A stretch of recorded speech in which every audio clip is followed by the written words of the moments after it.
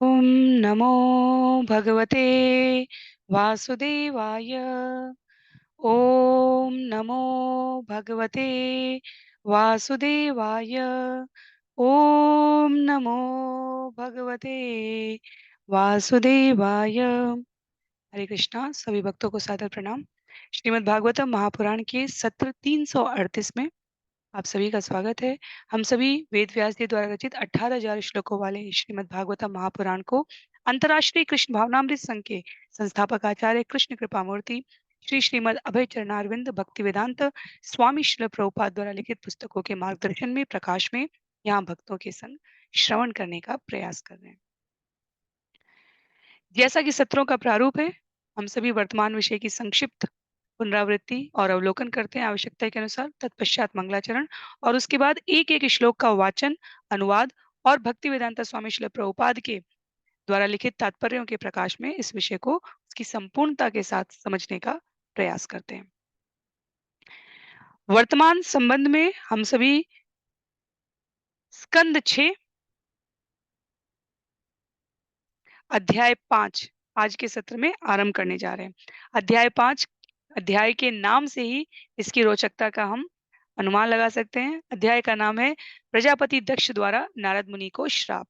तो हमें से कुछ के लिए ये विषय ज्ञात है और कुछ के लिए निश्चित रूप से अज्ञात भी होगा। वो कौन सी स्थितियां और परिस्थितियां हैं जब नारद मुनि को दक्ष द्वारा श्राप मिला है, और श्राप क्या ईश्वर की इच्छा के विपरीत मिल सकता है, विरुद्ध मिल सकता है, क्या भगवान की योजना के निमित्त दक्ष और नारद दोनों ने कार्य किया था, और वो कौन से उन उस श्राप के परिणाम स्वरूप आगे कौन सी संभावनाएं और परिस्थितियां बनेंगी। तो अध्याय में 44 श्लोक हैं और इस अध्याय की समाप्ति के पश्चात स्कंद 6 से समग्र श्लोकों की संख्या 250 हो जाएगी।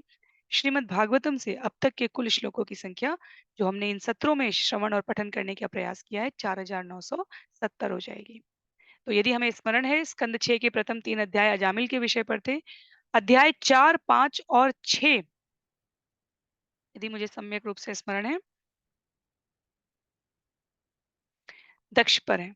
तो हम अभी 5वें अध्याय में, इसका अर्थ है कि निश्चित रूप से आगे और एक और अध्याय इस विषय के लिए है। और इस अध्याय में जहाँ पिछला अध्याय हंस गुह्य प्रार्थनाएं जो दक्ष ने भगवान को निवेदित की हैं और भगवान ने परिणाम स्वरूप उनको उनकी कार्य में सिद्धता का आशीर्वाद दिया है, उन्हें कहा है कि आप जीव संवर्धन के लिए इस प्रकार विवाह करें और विवाह करने के पश्चात संतानोत्पत्ति करें और प्रजापति के रूप में अपने उत्तरदायित्व का वहन करें। तो वहां से क्रम आरंभ होगा जब दक्ष द्वारा इसका पालन किया जाएगा। पर इस पालन करने के प्रयास में इस पालन करने के प्रयास में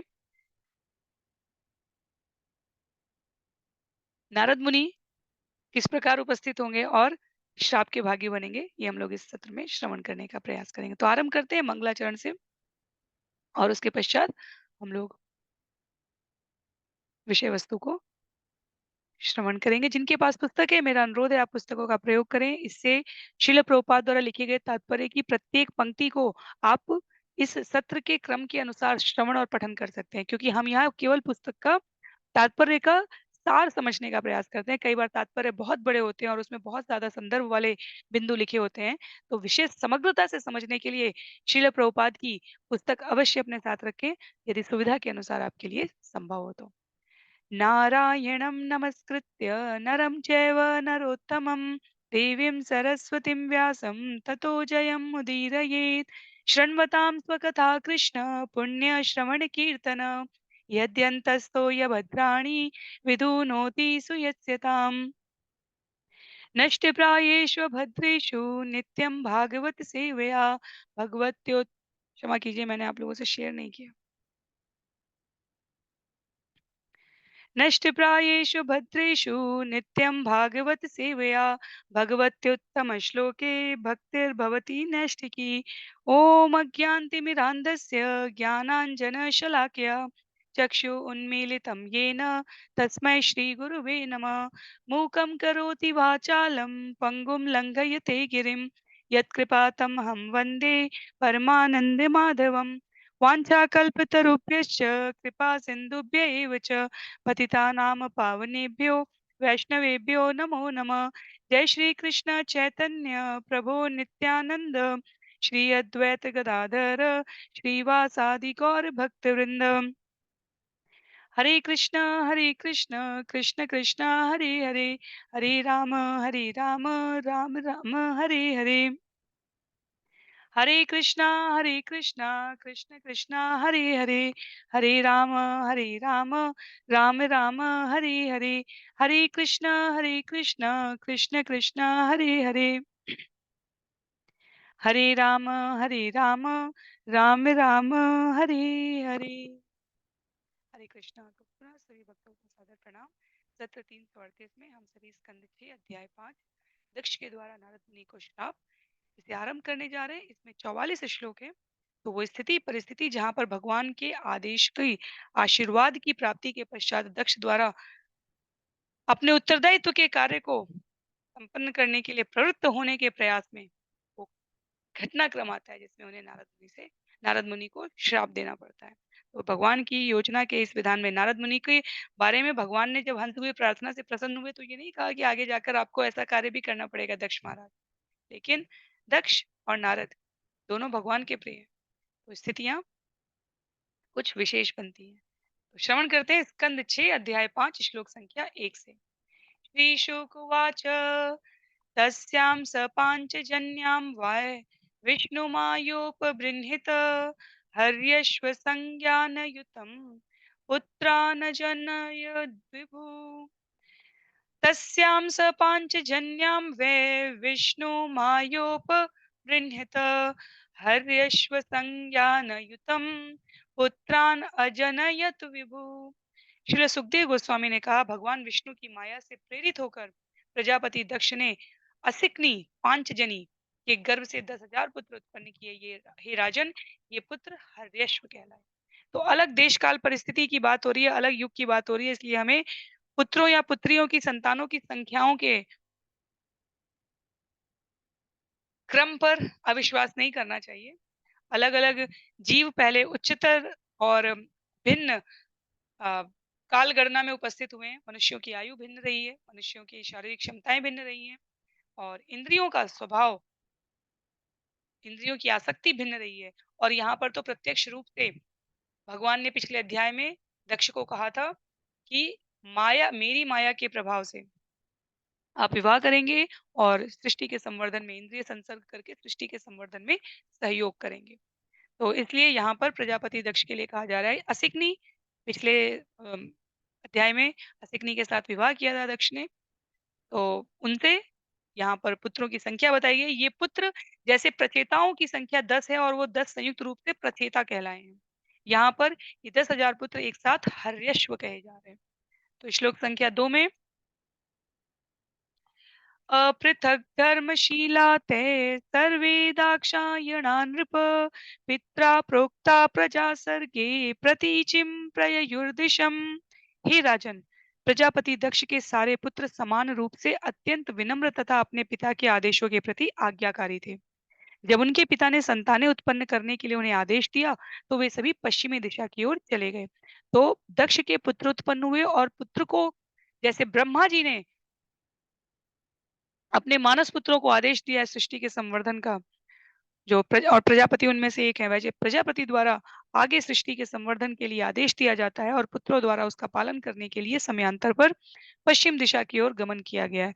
तो पश्चिम दिशा में वो स्थान विशेष क्या है उसके बारे में बताते हुए कहा गया है, तत्र नारायण सर तीर्थम सिंधु समुद्रयो संगमो यत्र सुमहन मुनि सिद्ध निषेवितम।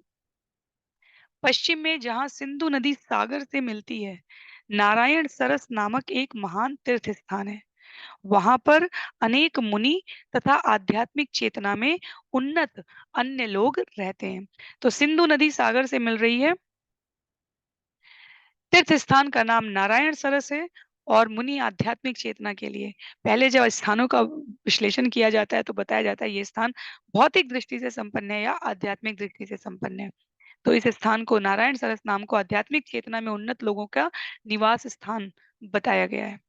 श्लोक संख्या 4 और 5 एक साथ प्रस्तुत करते हुए कहा गया है, तत् उपर्ष तत उपस्पर्शनातेव विनिधूर्तमलाशय धर्मे पारमह्नस्ये च प्रोत्पन्नमतयोऽप्युत तेऽपि रे तप एवोग्रं पित्रादेशेन यन्त्रिता प्रजा विवृद्धये यत्तान् देवर्षितान् ददर्शः। उस तीर्थ स्थान में उस तीर्थ स्थान में हर्यश्वगण नियमित रूप से नदी का जल स्पर्श करने और उसमें स्नान करने लगे। धीरे धीरे अत्यधिक शुद्ध हो जाने पर वे परमहंसों के कार्यों के प्रति उन्मुख हो गए। फिर भी चूंकि उनके पिता ने उन्हें जनसंख्या बढ़ाने का आदेश दिया था, तब पिता की इच्छा पूर्ति के लिए उन्होंने कठिन तपस्या की। एक दिन जब महर्षि नारद ने इन बालकों को जनसंख्या बढ़ाने के लिए ऐसी उत्तम तपस्या करते देखा, तो वे उनके निकट आए। तो जनसंख्या बढ़ाने के लिए सीधे अर्थों में यदि हम समझें तो विवाह के लिए उचित स्त्री या पुरुष, पहले हमारे षोडश संस्कारों में विवाह आता है, तो उसके लिए आवश्यक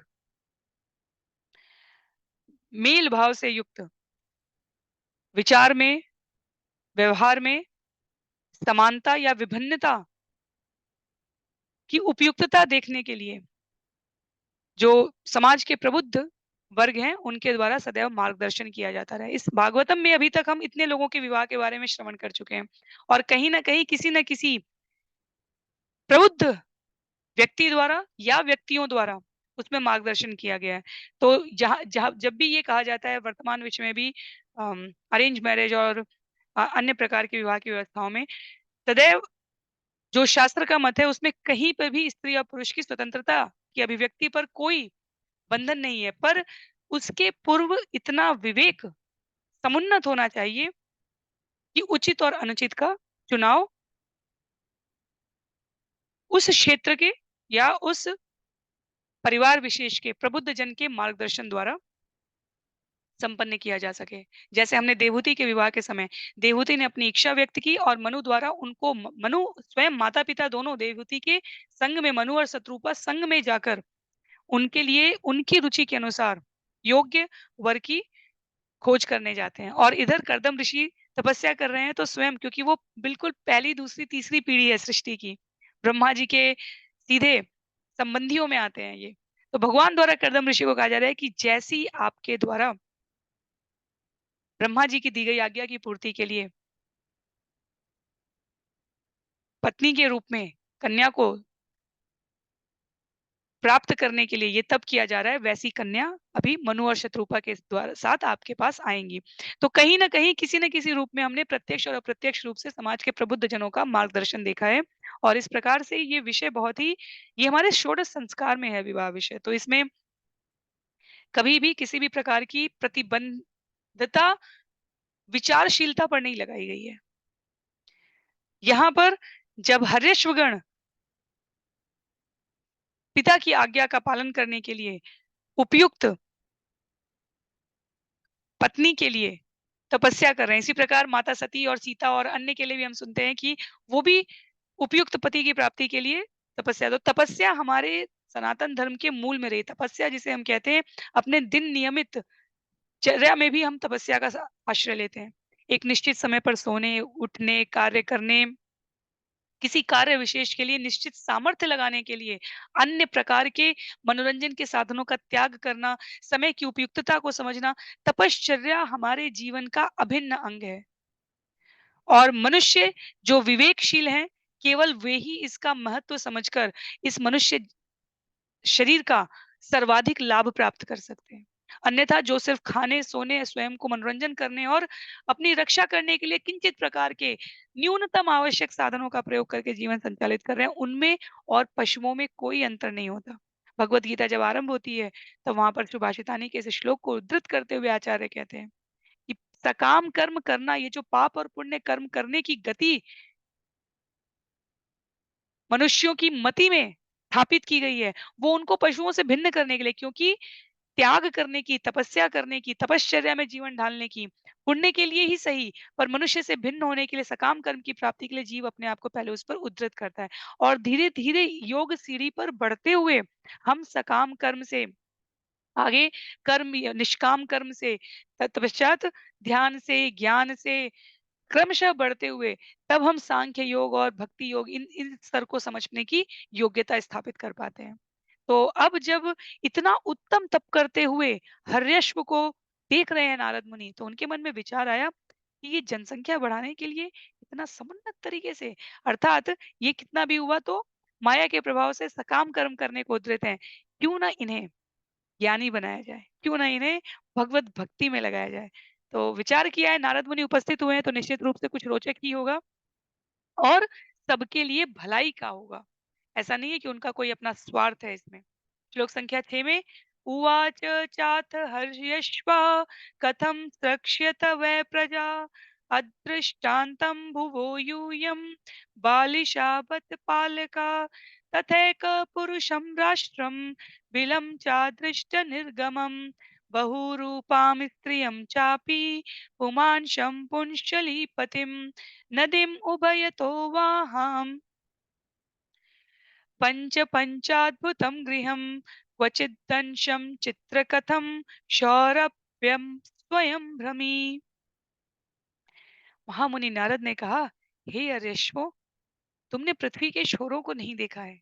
एक ऐसा राज्य है जिसमें केवल एक व्यक्ति रहता है और उसमें जहाँ पर एक छेद है, उसमें से भीतर घुसने वाला कभी निकलकर बाहर नहीं आता।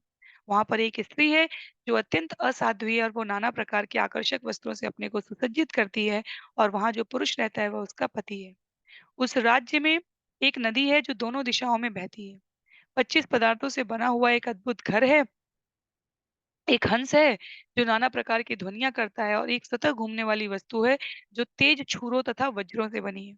तुम लोगों ने इन सबों को नहीं देखा, इसलिए तुम लोग उच्च ज्ञान से रहित अनुभवहीन बालक हो। तो फिर तुम किस तरह संतान उत्पन्न करोगे?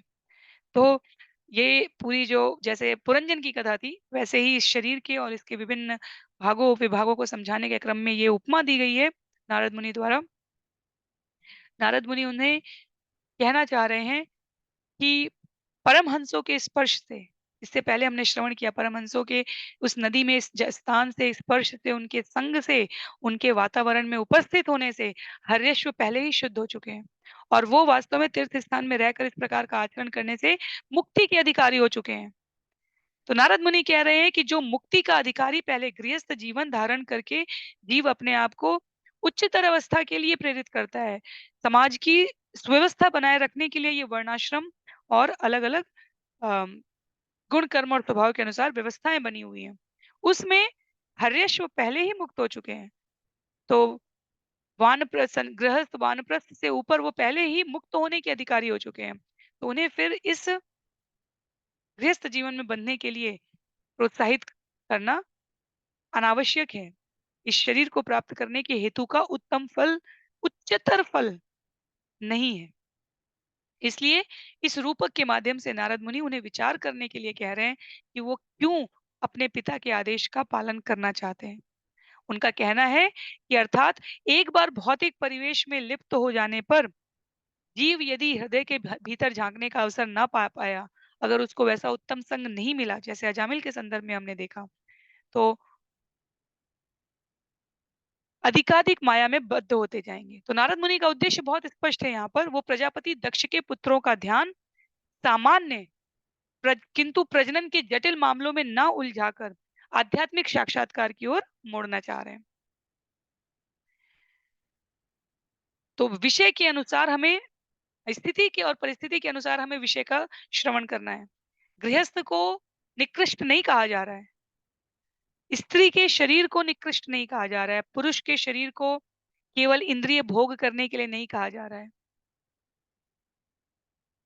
वो हर स्थिति, वो हर साधन, वो हर परिस्थिति जो जीवन के उच्चतम मूल्यों को प्राप्त करने में सहायक हो, वो श्रेष्ठ है। वो महल और राज संसाधन भी निकृष्ट हैं जो जीव को उसकी गति का ज्ञान ना करा पाए, और वो झोपड़ी भी, वो गरीब का स्थान, क्योंकि सुख दुख हानि लाभ जीवन मरण ये प्रारब्ध और पूर्ववर्ती कर्मों के संयोजन से प्राप्त हो रहे हैं, पर वर्तमान समय में विवेक पूर्वक सत्संग से हम अपने समय का किस प्रकार से उपयोग करें। भौतिक जगत की सफलता प्राप्ति के लिए भी यही बिंदु हैं। और इसलिए शिल प्रभुपाद कहते हैं कि जो जीव किसी न किसी प्रकार से प्रेरित है, चाहे भौतिक लक्ष्य साधने के लिए, जैसे कोई शरीर के लिए बहुत अधिक अपने हष्ट-पुष्ट रखना चाहता हो, कोई बहुत धन कमाना चाहता हो, कोई बहुत सामर्थ्य अर्जित करना चाहता हो। शिल प्रभुपाद कहते हैं, इनको भक्ति समझाना आसान है। इसलिए क्योंकि इनके जीवन में एक जिसे हम इंट्रिंसिक मोटिवेशन कहते हैं, आंतरिक प्रगतिशीलता का विचार है। एक एथलीट को, एक पढ़ने में अच्छे विद्यार्थी को, एक व्यापार में प्रगति करने वाले इच्छुक युवा को, एक सामर्थ्यशाली बनने के प्रयास में अभिषिक्त वयस्क को किसी बाहरी प्रेरणा की आवश्यकता नहीं होती। वो स्वयं अपने समय, ऊर्जा और साधन का सर्वोत्तम उपयोग करना चाहता है। उस अर्थ में यहाँ पर श्रील प्रभुपाद कहते हैं कि जिनके जीवन में किसी न किसी प्रकार की प्रेरणा है, भले ही आज वो भौतिक साधन के लिए, जैसे ध्रुव महाराज जब निकले तो वो ब्रह्म अपने पिता से बड़ा साम्राज्य चाहते थे, अर्थात वो ब्रह्मा से बड़ा साम्राज्य चाहते थे। और भगवान ने नारद मुनि को भेजा उनका सही मार्गदर्शन करने के लिए, और फिर स्वयं उपस्थित होकर उनको जीवन का, ऐसा नहीं है कि भौतिक संसाधन नहीं दिए, ध्रुव लोक दिया है। हमने ध्रुव लोक की महिमा कई बार श्रवण कर ली है इन स्कंदों के सत्रों के अध्यायों में। इस अर्थ में कहा जा रहा है जीवन में कुछ न कुछ प्रेरणा, लक्ष्य जहाँ है वहाँ आध्यात्मिकता समझना आसान होता है। और इसीलिए जो समाज की व्यवस्था बनाई गई, ये ब्रह्मचर्य, गृहस्थ, वानप्रस्थ और सन्यास, ये क्रमिक रूप से विकास की प्रक्रिया है। बुद्धि के विकास की, अध्यात्म के विकास की, जीवन की गतिविधियों को निर्धारित करके संचालित करने के विकास की। तो यहाँ पर नारद मुनि ने देखा कि हर्यश्व तो पहले ही स्वभाव से मुक्त हैं। वो युवा हैं, पर उन्हें किसी भी प्रकार की सांसारिक कामासक्ति नहीं है। इसलिए श्लोक संख्या 9 में कहते हैं, कथम स्वपितु आदेशम अविद्वांश विपश्चित अनुरूपम अविज्ञाय अहो सर्गम करिष्यत। हाय, तुम्हारे पिता तो सर्वज्ञ हैं, किंतु तुम उनके असली आदेश को नहीं जानते।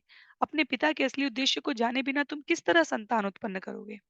तो हम नारद मुनि विषय स्पष्ट करेंगे, इसलिए सुखदेव गोस्वामी कह रहे हैं श्लोक संख्या 10 में, श्री शुक उवाच तन्निशम्यात हर्यश्वा औत्पत्तिकमनीषया वाचकूटं तु देवर्षे स्वयं विममृषुर्धिया।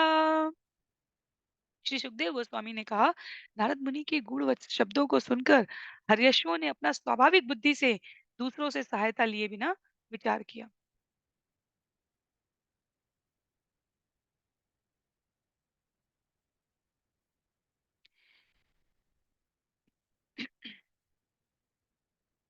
भूक्षेत्रं जीवसंज्ञं यदनादि निजबन्धनम् अदृष्ट्वा तस्य निर्वाणं किं सत्कर्मभिः भवेत्। हरेश्वर ने नारद के शब्दों का अर्थ इस प्रकार समझा।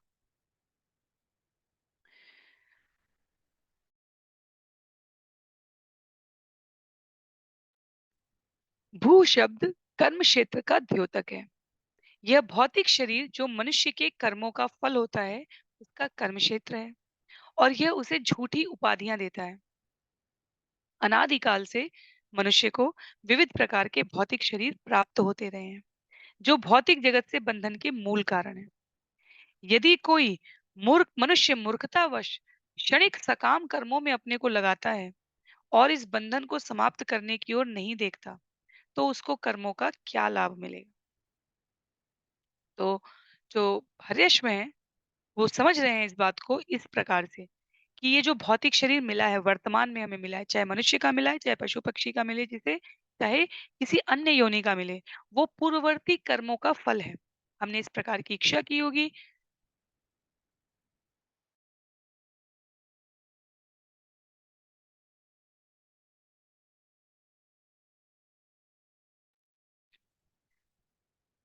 किसी विशेष प्रकार के कृत्य किए होंगे, उसके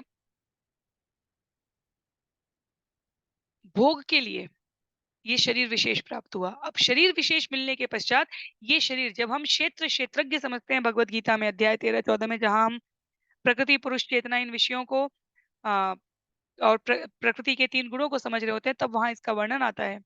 तो ये शरीर हमारा कर्म क्षेत्र है। जो हमने पहले बोया है अपने पूर्ववर्ती जन्मों में, उसका हम परिणाम यहाँ पर प्राप्त कर रहे हैं। जो हम आज बो रहे हैं कर्म के द्वारा, उसका फल हम बाद में प्राप्त करेंगे। कई बार परिस्थितियों के संयोजन से तात्कालिक उसी जीवन में प्राप्त हो जाता है, कई बार कई जन्म लग जाते हैं। और ऐसे बोने और काटने के क्रम में जो हमने किया है उसका फल प्राप्त करने में और जो कर रहे हैं उसका आगे फल प्राप्त करने के इस क्रम में हम अच्छी और बुरी उपाधियाँ प्राप्त करते हैं इस भौतिक जगत में। बहुत सफल होने का प्रयास है हमारा तो हम सफल उद्यमी बनेंगे, विभिन्न सूचियों में हमारा नाम आएगा। विद्यार्थी हैं, गृहस्थी हैं, इसलिए संतान को भी कई बार अपने अहंकार का विस्तृत स्वरूप कहा है आचार्यों ने। हम जो नहीं कर पाए हैं वो हम संतान से करवाएँ या हम किए हैं रूप से संतान को करना चाहिए। दोनों ही रूप में ये हमारे अहंकार का प्रतिनिधित्व करता है। इसलिए उस विषय उत्तरदायित्व अनासक्त होकर करना, कर्म फल के प्रभाव से विरत होकर करना, ये आसान बात नहीं है। ये सारी शिक्षाएँ, ये सारे सत्र हमें अनासक्त, निरपराध, उत्तरदायित्व के भाव से कर्म करते हुए भगवत प्रेम लाने के लिए ही सिखाए जा रहे हैं। तो आचार्यों के इतने प्रयास क्योंकि ये आसान नहीं है, यदि आसान होता तो एक बार सुन लेने के बाद हमें कभी दोबारा सुनने की आवश्यकता नहीं थी। पर माया का प्रभाव इतना दृढ़ है कि ये व्यवहार में लाने के लिए हमें सतत प्रयास करना है। तो हरेश यहाँ पर कह रहे हैं, अब ये शरीर मिल गया है, ये हमारा कर्म क्षेत्र है और इस कर्म क्षेत्र में कर्म करने के उपक्रम में हमें अनेकों उपाधियाँ मिलेंगी। अब उन उपाधियों से जीवन में भय आता है, मिलने के बाद छूट ना जाए और नहीं मिला है तो ईर्ष्या जलन आती है। तो सभी प्रकार से अनर्थों का कारक ही होता है ये और जीव क्रमशः इन क्षणिक सकाम कर्मों में लगा हुआ अपने आप को उन बंधनों में समेटता चला जाता है जो कभी समाप्त नहीं होते फिर। तो इसलिए हरेश्वर कहते हैं कि ऐसे कर्मों को करने का क्या लाभ मिलेगा? हम यदि एक जगह स्थिर होकर देखें तो हमें सर्वत्र सभी कुछ गतिशील लगेगा, पर गतिशीलता का अर्थ विकास नहीं है। हम गति कर रहे हैं, हम दीवार पे खड़े होकर और दीवार को दोनों हाथों से बहुत तेज धक्का देने का प्रयास करें, हम पूरे थक जाएँगे, पर क्या दीवार ने गति की? तो हमारे कर्म किस दिशा में प्रेरित हैं, वो हमारे आगे की जीवन की दशा निर्धारित करते हैं, चाहे इस जन्म में, चाहे आगे के जन्मों में।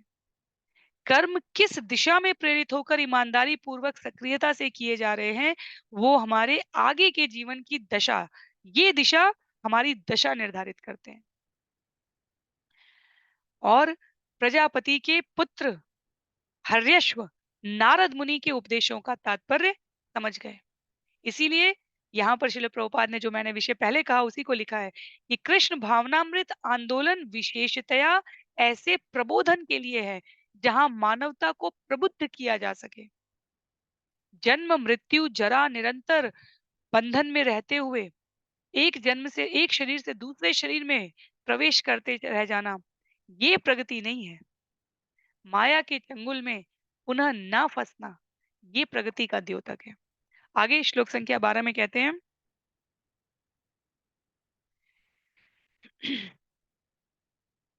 एक एव ईश्वर तुर्य भगवान स्वाश्रय पर तम दृष्ट्वा भवं पुंस किम किम सत्कर्म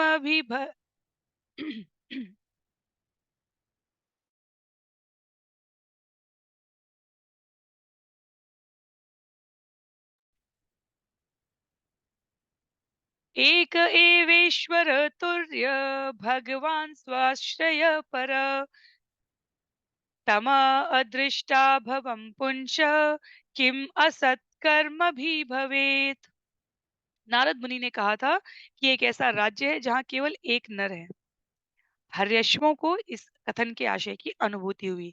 एकमात्र भोक्ता भगवान है, जो हर वस्तु को हर जगह देखते हैं। वे षड ऐश्वर्यों से पूर्ण हैं और अन्य सबों से पूर्णतया स्वतंत्र हैं।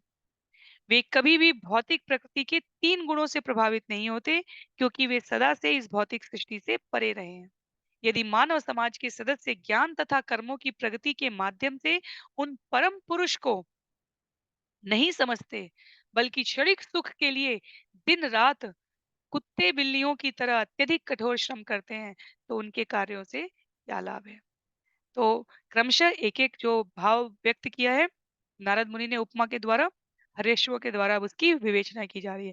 तो जिस एक नर की बात हुई है वो राजा की, वो अन्य कोई नहीं, सच्चिदानंद, पूर्ण भोक्ता, सर्वव्यापक, सबका सुहृदय हितैषी भगवान का यहाँ पर वर्णन किया गया है। और जीव यदि अपना समय उनकी प्राप्ति के लिए नहीं लगा रहा है, तो वो जितना भी श्रम साध्य तरीके से कर्म कर ले, उसकी सुगति की कोई शाश्वत व्यवस्था नहीं है। श्लोक संख्या 13 में, पुमान नैव एति यद् गत्वा बिल स्वर्गम गतो यथा प्रत्यग धाम अविद इह किम असत कर्म भी भवेत। नारद मुनि ने कहा था कि एक बिल या छेद है जिसमें प्रवेश करने के बाद कोई लौटता नहीं। हरेश्व इस रूपक का अर्थ समझ गए। एक बार जो व्यक्ति पाताल नामक निम्नतर लोकों में प्रवेश करता है, वह मुश्किल से लौटता देखा जाता है। इस तरह यदि कोई वैकुंठ धाम, प्रत्येक धाम में प्रवेश करता है, तो वह इस भौतिक जगत में लौट कर नहीं आता। यदि कोई ऐसा स्थान है जहां जाकर मनुष्य इस दुखमय भौतिक जीवन में नहीं लौटता, तो फिर नश्वर भौतिक जगत में बंदरों की तरह उछलने कूदने एवं उस स्थान को न देखने या समझने से क्या लाभ, इससे क्या लाभ होगा। तो नीचे के लोकों में जब जीव गति कर जाता है, तो वो वहां के भौतिक आसक्तों में इतना, हमने जब लोगों का वर्णन श्रवण किया था, तो वहां हमें पता चला था कि नीचे के लोगों में भौतिक ऐश्वर्य किसी भी मामले में स्वर्ग लोक से, उच्चतर लोकों से कम नहीं है। पर भक्ति, भक्त का संग, सत्संग दुर्लभ है। उच्चतर लोकों में उतना ही भौतिक सामर्थ्य है, पर वहां शुचिता और पवित्रता की वजह से भगवान और भक्त जैसे सत्य जीव को विस्मृत नहीं होते। तो हर्यश्व कह रहे हैं कि किसी भी एक स्तर पर, चाहे ऊपर चाहे नीचे जाने में, बीच में मर्त्य लोक में बंदरों की तरह उछल कूद करने से क्या लाभ है। यदि हम भगवान के आविर्भाव की, उनके कर्मों की दिव्य प्रकृति को समझ गए और इस शरीर को पुनः धारण करने का विचार ना करें, तब सनातन धर्म की, सनातन धाम की प्राप्ति के लिए हम प्रगतिशील कहे जाएंगे। तो अस्थाई सकाम कर्म करने से क्या लाभ। अस्थाई सकाम कर्म की तुलना मेले के उस झूले की तरह की गई है, जिसमें हमें लगता तो है कि हम गति कर रहे हैं, पर जहां चढ़े थे वहीं उतर कर आते हैं। और आध्यात्मिक गति एरोप्लेन की तरह कही गई है। हम चढ़े, चढ़ने में प्रयास लगा, समय व्यतीत हो रहा है, हम लगातार बने रहेंगे तो हमें ऐसा लगेगा कि एक निश्चित ऊंचाई पे पहुंचने के बाद कि क्या वास्तव में गति हो रही है या नहीं हो रही है, पर हमें वहां दृढ़ रहना होता है, क्योंकि जब हम उतरते हैं तो हमारा स्थानांतरण हो चुका होता है। तो ये अंतर हमेशा हमें स्पष्ट रहना चाहिए।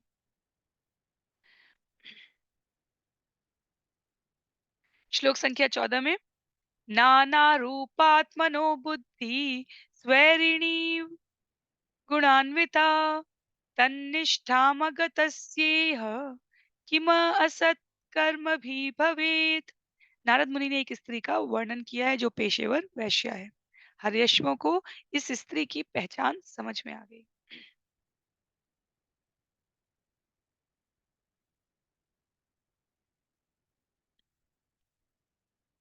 रजोगुण से मिश्रित हुई प्रत्येक जीव की अस्थिर बुद्धि उस वेश्या के समान है, जो किसी के ध्यान को आकृष्ट करने के लिए अपने वस्त्र बदलती रहती है। यदि कोई मनुष्य यह जाने बिना कि यह किस तरह हो रहा है, पूरी तरह क्षणभंगुर सकाम कर्मों में लगा रहता है तो उसे वास्तव में क्या लाभ मिलता है। पुनः यहाँ पर स्त्री को नहीं, जो व्यावसायिक रूप से इंद्रिय संसर्ग के कार्यों में अनुरक्त हैं, उनके संबंध में कहा गया है कि अपने व्यवसाय से संबंधित प्रयोजन को साधने के लिए कार्यों में अनुरक्त स्त्री को, वेश्या को जिस प्रकार ये नहीं पता होता कि अंततो गत्वा जीवन का हेतु क्या है, ना उस व्यवसाय के संबंध में दोनों पक्षों के लिए विचार बोध नहीं है, वैसे ही हमारे लिए इस जगत में केवल शरीर बदलता रहे, वासांसि जीर्णानि यथा विहानि। तो यहाँ दोनों का संबंध उपमा इस अर्थ में दी गई है कि जैसे अपने व्यवसाय के लिए वेश्या के द्वारा इस प्रकार से कृत्य किया जा रहा है, वैसे हम भी अपनी इंद्रियों को साधने के लिए, उनकी उनको खुश करने के लिए, प्रसन्न करने के लिए, इच्छाओं को प्राप्ति करने के लिए शरीर पर शरीर बदलते जा रहे हैं। और यदि हमें पता ही नहीं है कि ये पूरी व्यवस्था किस प्रकार से हो रही है, तो अस्थिर बुद्धि के लिए ये उपमा दी गई है। ऐसी गति जिसमें हम अपनी मति का सम्यक प्रयोग नहीं कर रहे। आगे कहते हैं श्लोक संख्या 15 में,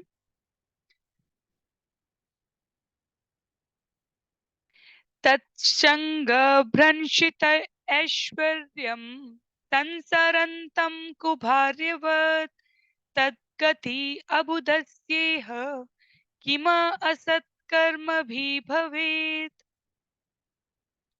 नारद मुनि ने एक ऐसे मनुष्य की भी बात कही थी जो वेश्या का पति है।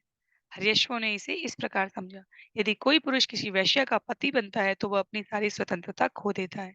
इसी तरह यदि जीव की बुद्धि दूषित है तो वह अपने भौतिकतावादी जीवन को बढ़ा लेता है।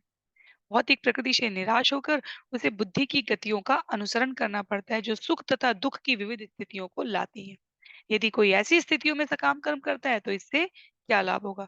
तो बुद्धि रजोगुण का प्रतीक है, और रजोगुण में रहने वाली बुद्धि कभी तम की तरफ भी जा सकती है, कभी सत की तरफ भी जा सकती है, इसलिए अस्थिर रहती है। तो यदि जीव अपने आप को सत्संग के अभाव में केवल सुख और दुख की विविध स्थितियों को प्राप्त करने के लिए बुद्धि की गति का अनुसरण कर रहा है, अंततः वो सकाम कर्मों में ही लिप्त होगा। अंततः वो भौतिक चेतना के आदेशों का ही पालन करेगा। और भौतिक जगत में तो ये द्वंद, जगत ही द्वंद है, और उसमें मिलने वाले भाव और कारण अपने आप में दूसरे प्रकार के द्वंद है। भक्तों के जीवन में कष्ट नहीं आता, ऐसा नहीं होता। भक्तों के जीवन में दुविधा नहीं आती। द्वंद से मुक्त जीवन का अर्थ कष्टों का अभाव नहीं है। द्वंद से मुक्त जीवन का अर्थ उन कष्टों के कारणों को समझते हुए उनमें और वृद्धि ना हो, और उनसे सुलझते हुए कैसे इस जीवन गति क्रम में आगे बढ़ा जा सके, ये विवेक होता है।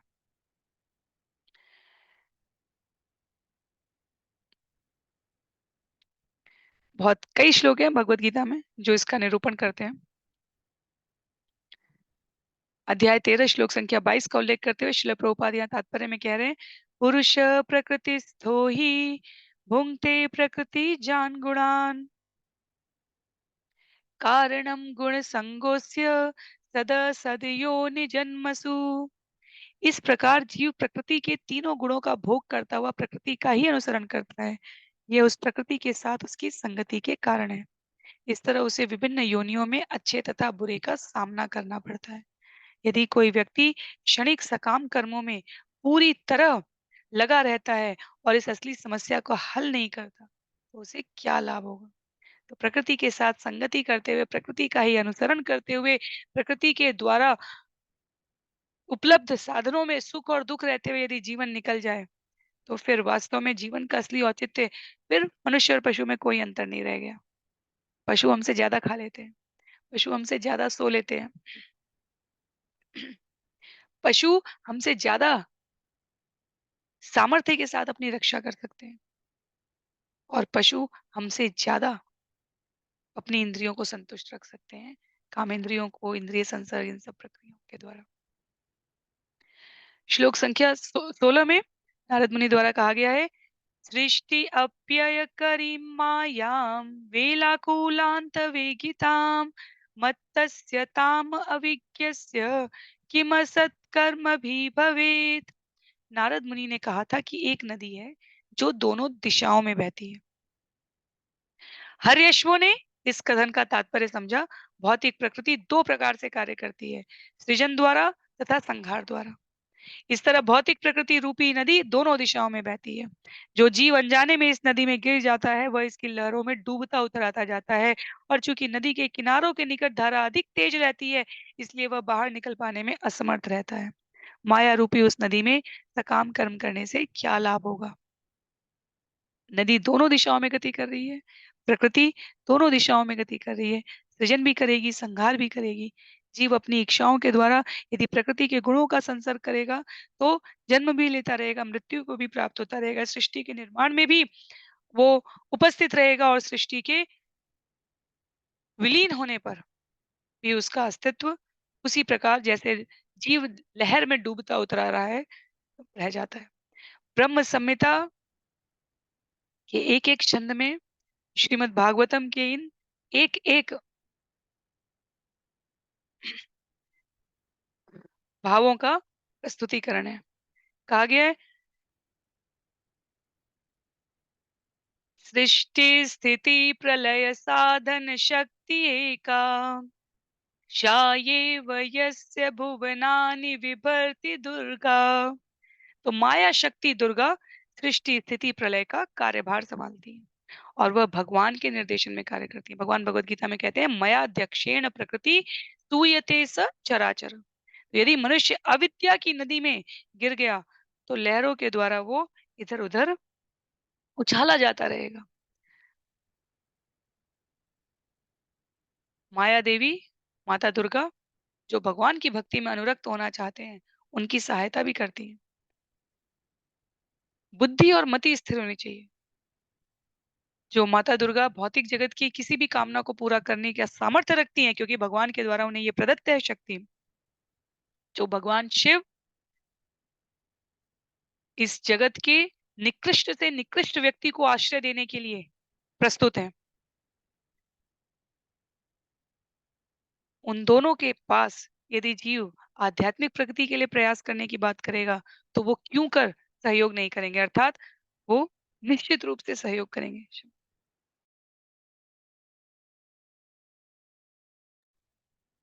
तो इसलिए यहाँ पर श्रील प्रभुपाद तात्पर्य में कह रहे हैं, भौतिक जीवन से छुटकारा पाने के लिए मनुष्य को कृष्ण भावनामृत का आश्रय ग्रहण करना चाहिए, और माया, प्रकृति और स्वयं महादेव इसमें सहायक होंगे यदि जीव का भाव शुद्धता में युक्त है। अपने आप को सत्व से उभरते हुए जीव इसमें अनुरक्त करना चाहता है। मनुष्य जन्म पाने का वास्तव में यही प्रथम कर्तव्य है। श्लोक संख्या 17 में आगे कहते हैं श्रील प्रभुपाद,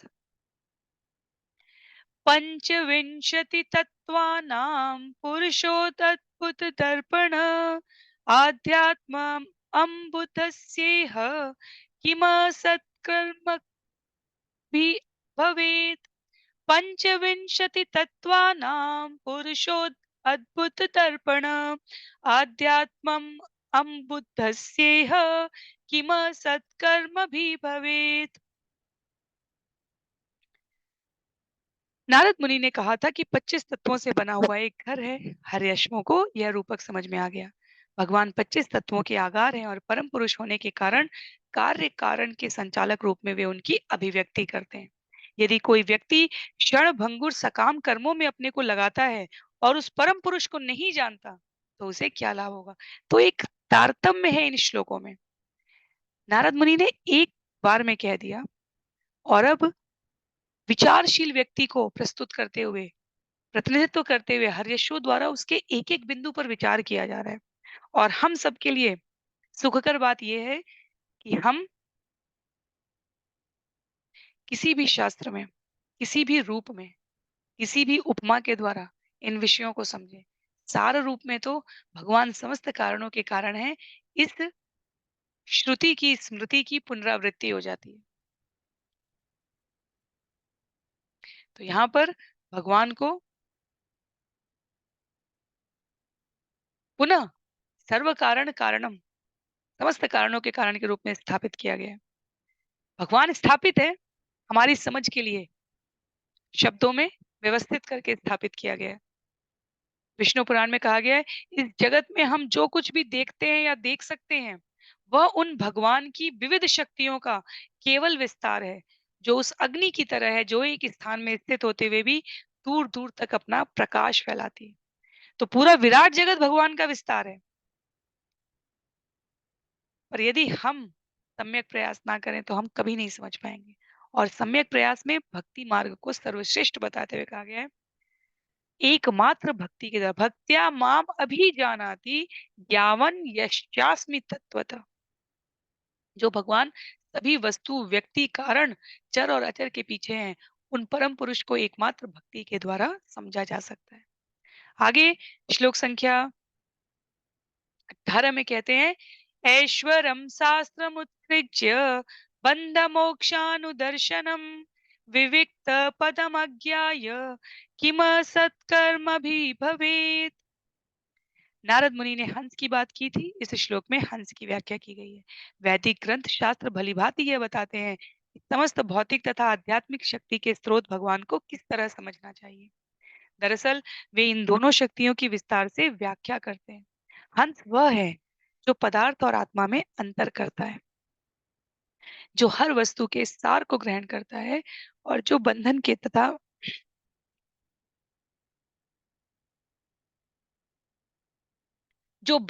तथा मोक्ष के उपायों की व्याख्या करता है। शास्त्रों के शब्द विभिन्न प्रकार की ध्वनियों के रूप में हैं। यदि कोई मूर्ख धूर्त व्यक्ति नश्वर कार्यों में लगने के लिए इन शास्त्रों के अध्ययन को ताक पर रख देता है, तो फिर परिणाम क्या होगा। हंस के लिए कहा जाता है वो नीर और शीर में अंतर कर लेता है। दूध में पानी मिला दे, हंस केवल दूध ग्रहण कर लेगा और पानी बचा रह जाएगा। बहुत दिव्य है भगवान की सृष्टि और रचनाएं। अपनी एक एक रचना से भगवान प्रेरणा देते हैं। तो यहाँ पर मूर्ख और बुद्धिमान के अंतर के लिए कहा गया, जो हर वस्तु को केवल पदार्थ के रूप में ही समझ पाएगा। ये भौतिक शरीर, जीवित पद्मराधिका, मृत पद्मराधिका, शरीर रूप से तत्कालीन समय में अंतर केवल और केवल चेतना का है। तो यदि शरीर पदार्थों का संयोजन समझा जाए, रसायनों का संयोजन समझा जाए, केवल hydrogen, calcium, potassium, iron, nitrogen, oxygen, तो कहा गया है शरीर के अंगों की बात नहीं की जा रही है। अंग तो केवल तभी तक क्रियाशील हैं जब तक उनको सुरक्षित रखा जा सके। जिन रसायनों से शरीर बना है, उसकी कीमत 150 रुपए कही गई है। अब थोड़ी बहुत बढ़ गई हो तो बात दूसरी है, पर जिस मात्रा में रसायन शरीर में उपलब्ध है, हड्डियों की और खून की और हृदय की और किडनी की बात नहीं की जा रही है। ये सब बेकार है यदि निश्चित समय के भीतर मृत शरीर से या जीवित शरीर से इनको संरक्षित नहीं कर लिया गया। पर यदि शरीर को केवल पदार्थ समझा जाए, तो उसकी वास्तविक कीमत 150 रुपए के आसपास है, प्लस माइनस 50 100 जो भी करना है उसके अंदर रखेंगे। तो भी कहने का अभिप्राय ये है कि जो सिर्फ शरीर को पदार्थ समझ रहा है और आत्म तत्व को भिन्न नहीं कर पा रहा है, वो शास्त्र की भाषा में मूर्ख है। मूर्ख उसे कहा जाता है जिसे अपना हित नहीं पता।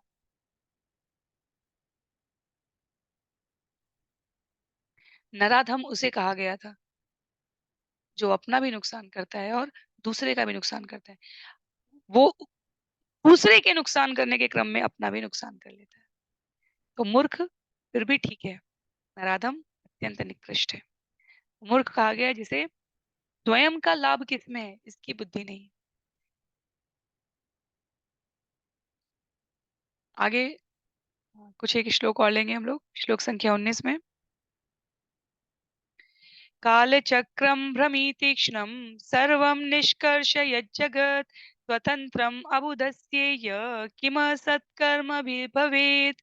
नारद मुनि ने प्रत्येक छंद में हम यहाँ पर देख सकते हैं, अनुवाद से पहले मैं स्पष्ट कर रही हूँ पर क्षमा कीजिएगा, हर उसमें किम सत्कर्म भी भवेत्, विवेकशील व्यक्ति अपने हर कार्य में विचार करता है, किसमें मेरा लाभ है, किसमें अन्यों का नुकसान नहीं है। प्रत्येक क्षण के प्रत्येक कर्म में एक विवेकशील व्यक्ति अपने मस्तिष्क को इस प्रकार से नियंत्रित कर चुका होता है कि वो इस विचार से संचालित होता है, किम सत्कर्म अभिभवेत्। क्या लाभ है, किस कार्य को करने से हमारा जीवन में क्या लाभ है। अनुवाद है इसका। नारद मुनि ने तेज शूरों तथा वज्रों से बनी एक भौतिक वस्तु की बात की थी। हर्यश्वों ने इस रूपक को इस प्रकार समझा, नित्य काल बहुत ही तीक्ष्णता से गति करता है, मानो शूरों तथा वज्रों से बना है। वाह! यह काल अबाध रूप से तथा पूर्णतया स्वतंत्र होकर सारे जगत के कार्यों का संचालन करता है। यदि मनुष्य नित्य काल तत्व का अध्ययन करने का प्रयास नहीं करता, तो वह क्षणिक भौतिक कार्यों को करने से क्या लाभ प्राप्त कर सकता है। तो काल की गति हम सबको पता है, किसी के रोके नहीं रुकती, काल नियंत्रण में है भगवान के। भगवान कहते हैं मैं स्वयं काल हूँ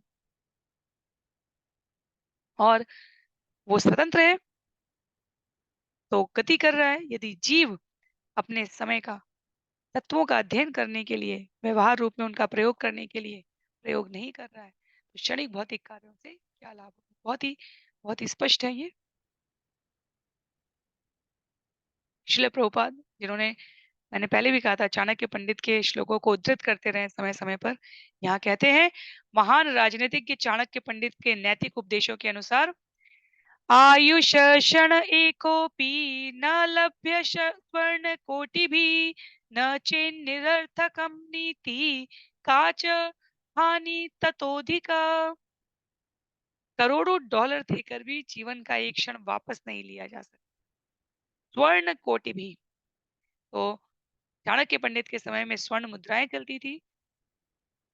श्रील प्रभुपाद विदेश में बैठकर सामान्य जनमानस की सुविधा के लिए, डॉलर यूनिवर्सल शब्द है इस संदर्भ में कि अनेकों देशों की अपनी मुद्राएं हैं और प्रत्येक मुद्रा प्रत्येक जगह प्रचलित नहीं है।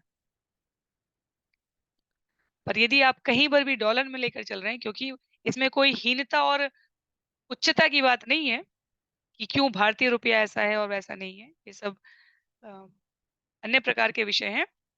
पर ये समझ में आसानी से आ जाए, इसके लिए यहाँ पर कहा गया कि कितना भी धन देकर जीवन का एक भी क्षण वापस नहीं लिया जा सकता। इसलिए मनुष्यों को यह सोचना चाहिए कि यदि वह अपने जीवन का एक क्षण भी व्यर्थ में गवा देता है, तो कितनी बड़ी क्षति होती है। जीवन के लक्ष्य को ना समझते हुए पशु की तरह जीवन बिताते हुए मनुष्य मूर्खतावश यह सोचता है कि शाश्वतता नाम की कोई वस्तु नहीं है और उसका 50 60 हद से हद 100 वर्ष का जीवन ही सब कुछ है। यह सबसे बड़ी मूर्खता है। काल शाश्वत है। एक एक शब्द यहाँ पर पूर्ण है अपने आप में, हमें जीवन के सत्य को स्मरण कराने के। इसलिए मनुष्य को सलाह दी जाती है कि अपनी आयु का दुरुपयोग करके अपने लिए विपत्ति ना खड़ी करे, अपितु अत्यंत सावधान रहकर जीवन की अवधि का उपयोग आध्यात्मिक साक्षात्कार के लिए करे। बड़े से बड़े तार्किक, दार्शनिक, शास्त्रज्ञ यहीं रह जाते हैं, इसी जन जन्मांतर में, और भक्त एक स्मित मुस्कान के साथ भगवत धाम को प्राप्त करता है।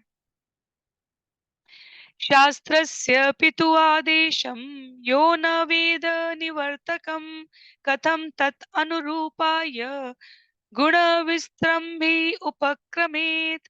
नारद मुनि ने पूछा था कि मनुष्य किस तरह ज्ञानवश अपने ही पिता की आज्ञा का उल्लंघन कर सकता है। हर्यश्वों ने इस प्रश्न का अर्थ समझ लिया था। मनुष्य को शास्त्र के मूल आदेशों को स्वीकार करना चाहिए। वैदिक सभ्यता के अनुसार मनुष्य को द्वितीय जन्म के चिन्ह रूप में यज्ञोपवीत जनेऊ प्रदान किया जाता है। वह प्रामाणिक गुरु से शास्त्रों के आदेश प्राप्त कर चुकने के फलस्वरूप दूसरा जन्म पाता है। इसलिए शास्त्र असली पिता है। सारे शास्त्रों का आदेश है कि मनुष्य अपने जीवन की भौतिक शैली को समाप्त कर दे। यदि वह पिता अर्थात शास्त्रों के आदेशों को उद्देश्य को नहीं समझता, तो वह अज्ञानी है।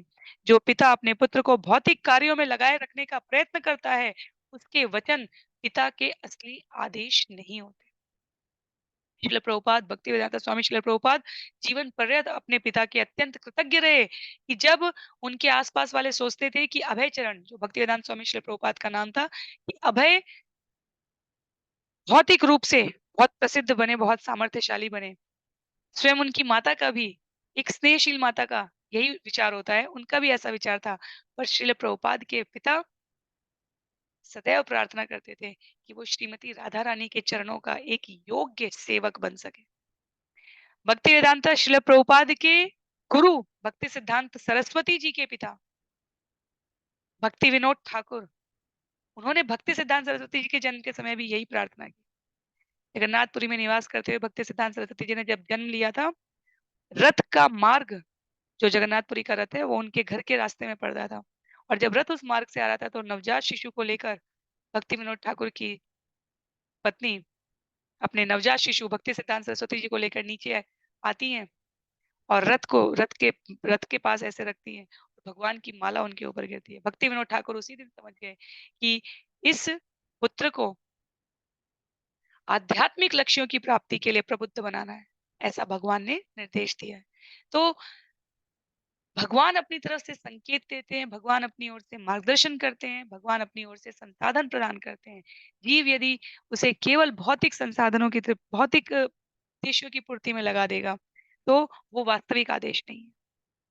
यहाँ पिता के लिए कहा गया है, वो पिता, माता-पिता बनने की शास्त्रों में शर्त ही ये बताई गई है कि हम अपने कार्यों के द्वारा, अपने मार्गदर्शन के द्वारा जीव को यदि बंधन मुक्त होने का ज्ञान ना दे सके, तो हमारा माता-पिता होना निरर्थक है। भोजन पेट भरने का ज्ञान देना, ये पशु वृत्ति है। इसका अर्थ ये नहीं है कि ये आवश्यक नहीं है, ये तो न्यूनतम आवश्यकता है, शरीर का पालन-पोषण करना तो न्यूनतम आवश्यकता है, पर उसके बाद क्या? तो यहाँ पर हर्यश्वो द्वारा नारद मुनि के उन वचनों को सम्यक अर्थ में समझा जा रहा है। पिता शास्त्र भी कहे गए हैं और शास्त्र प्रामाणिक गुरु के मार्गदर्शन में जब अध्ययन किए जाते हैं, तब जीव का दूसरा जन्म कहा जाता है।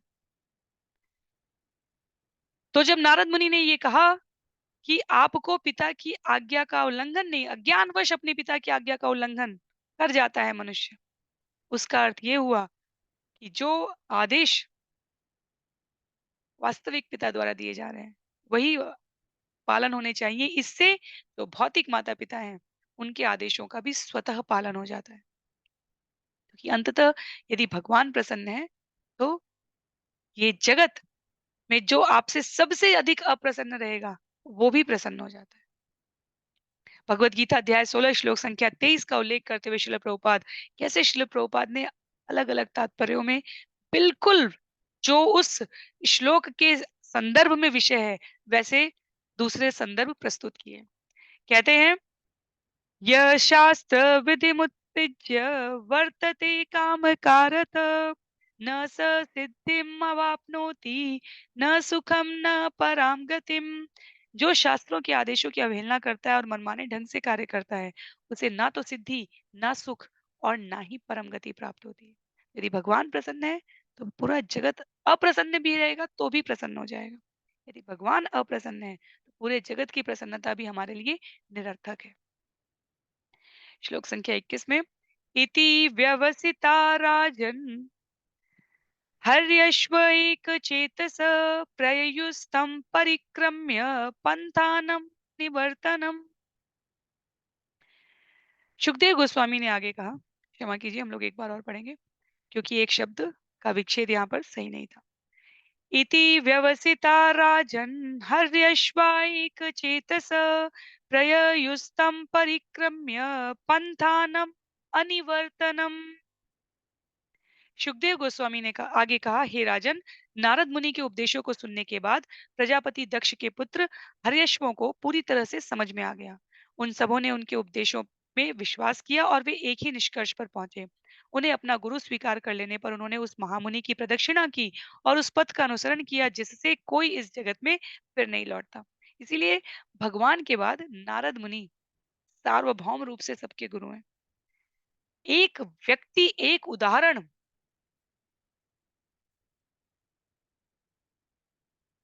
सिवाय उस प्रसंग के जब नारद मुनि स्वयं भगवान की माया के बंधन में आते हैं। ऐसा अन्य कोई दूसरा उदाहरण नहीं है, जहाँ नारद मुनि ने किसी का अहित करने के विचार से कभी निर्देश दिए हों। जहाँ भगवान के पार्षद, सहायक, सेवक के भूमिका के अलावा उन्होंने और कोई ज़िम्मेदारी निभाई। नारद मुनि का कई बार चरित्र वर्तमान प्रसंगों में बहुत हल्के रूप में प्रस्तुत किया जाता है। उनकी चोटी या उनका अ, वाद्य या उनके बोलने का स्वर, नारद मुनि प्रणम्य हैं।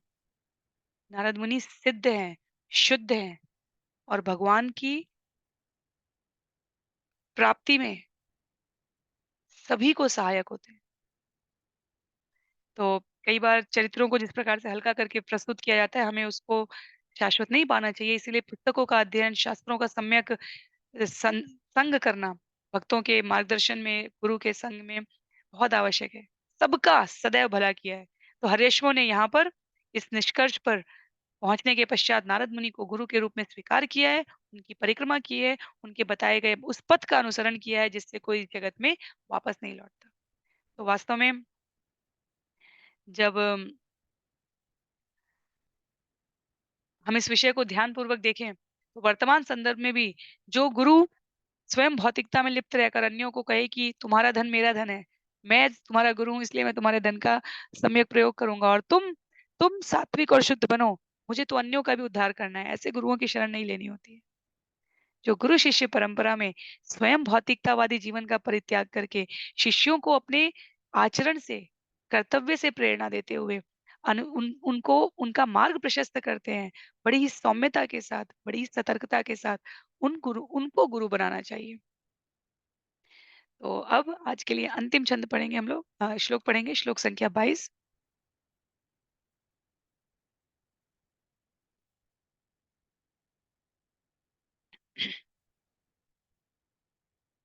स्वर ब्रह्मणि निर्भात ऋषिकेश पदाम्बुजे अखंडम चित्तमावेश्य लोकान अनुचरत मुनि। संगीत यंत्रों में 7 स्वरों श, रि, गा, म, प, ध तथा नी का प्रयोग किया जाता है, किंतु ये सातों स्वर मूलतः सामवेद से आए। महामुनि भगवान नारद भगवान की लीलाओं का वर्णन करते हुए ध्वनियां करते हैं।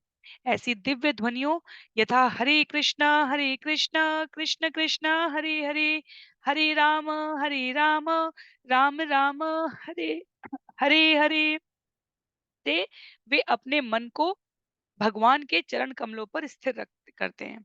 इस तरह वे इंद्रियों के स्वामी ऋषिकेश का प्रत्यक्ष दर्शन करते हैं। हरेश्वरों का उद्धार करने के बाद नारद मुनि ने अपने मन को भगवान के चरण कमलों में सदा स्थिर रखते हुए सारे लोकों में अपनी यात्रा जारी रखी। तो नारद मुनि की जो अच्छाई है, सदा भगवान की लीला में संलग्न रहना, पतितात्माओं का उद्धार करना, भगवत धाम वापस भेजना, उसे सदैव वो किसी की तुक्ष प्रशंसा प्राप्त करने के लिए नहीं करते हैं, अपितु वो भगवान की सेवा में निवेदित करने के लिए ये करते हैं। तो जिस झंकार युक्त तार वाले यंत्र के माध्यम से वो इस प्रकार वीणा से स्वर निकाल रहे हैं, वो एक क्रम में निकाल रहे हैं, एक तारतम्य में निकाल रहे हैं। और यहाँ पर श्रील प्रभुपाद तात्पर्य में कहते हैं कि नारद मुनि के उपदेशों में तथा वर्तमान गुरु के उपदेशों में कोई अंतर नहीं है, क्योंकि जब हम भगवत गीता में गुरु शिष्य परंपरा पढ़ते हैं ब्रह्म मध्व गौड़ी संप्रदाय में, तो हम देखते हैं वहां पर कि व्यास देव को, नारद मुनि को, और उस क्रम में आते आते चैतन्य महाप्रभु और हमारे अन्य आचार्य आए हैं। तो इसीलिए भगवान के द्वारा प्राप्त उपदेश नारद मुनि वास्तव में उच्च लोकों के ज्ञान को, वैकुंठ के ज्ञान को इस मर्त्य लोक में लेकर आए हैं, और इसलिए वो हमारे लिए अत्यंत पूजनीय है। और कभी भी किसी कथा को संक्षेप में श्रवण करके या अ,